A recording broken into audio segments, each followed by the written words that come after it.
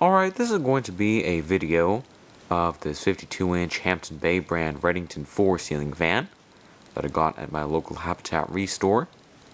I got it because, for those who don't know, I am a volunteer there, and basically what I do for them is refurbish ceiling fans they receive a donation and make them more sellable and run better than how they previously came in.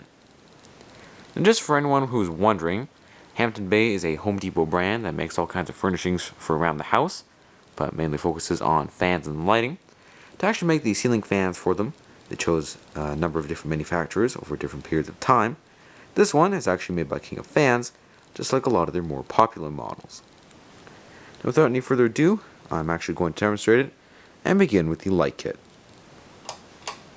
As you can see, this does work, and I'm using 4 40-watt candelabra-based bulbs in there that the previous owners installed.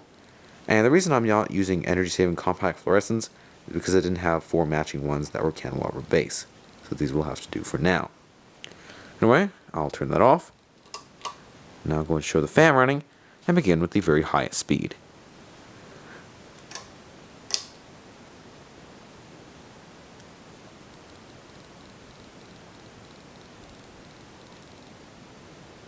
And judging by the white piece of tape I put on one of the blade brackets, I'd say this is probably going to spin at around maybe 205, 210 RPM on high speed, somewhere around there. It actually pushes a decent amount of air on high, especially after I pitch the blades a little bit more to increase performance. It's also really stable when it runs, unlike some other Redingtons I've had.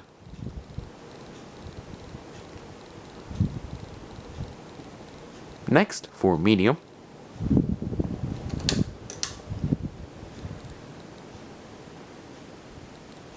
just going to slow down to around 180 RPM.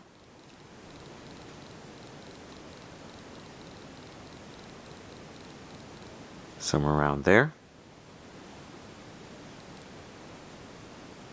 And lastly, for low speed, which I'll show with the fan and light on running simultaneously.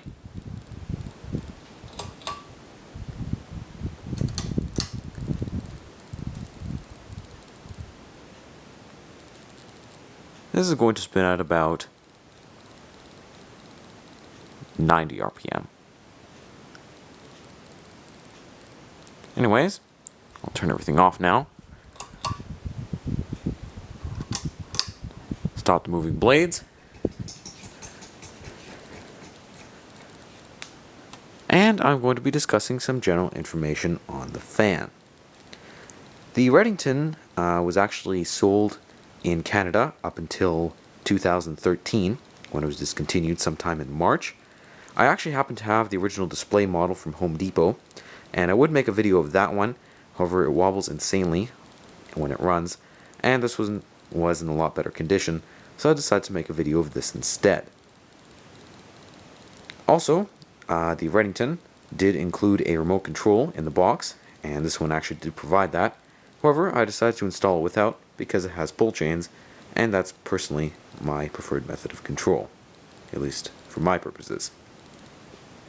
Next, I'm going to be discussing the pros and cons about the fan and what I would rank it out of 5 stars, beginning with the pros.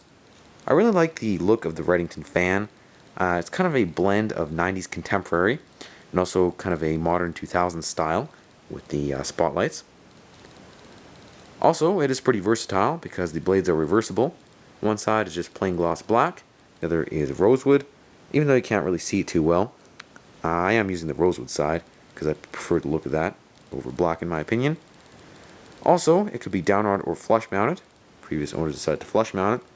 And it could be installed with or without light kit.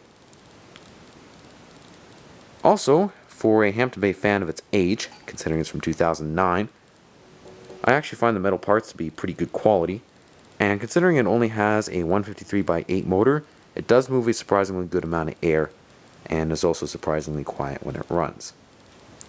What I don't like, however, is the brushed steel finish is pretty easy to scratch. Because this fan is used, there are some scuff marks on it, which kind of take away from the appearance of it a little bit. But other than that, and the fact that it has kind of a smallish motor, it is actually one of the better Hampton Bay fans of the time, in my opinion. So I'd probably have to give it 3.5 out of 5 stars. Also, another contributing factor to this rating is because I do remember these from the Home Depot catalog, at least the slightly older Redington III without pull chains, so they do kind of hold a sentimental value to me. So anyway, thank you guys for watching. I do hope you enjoyed the video, and there's lots more to come.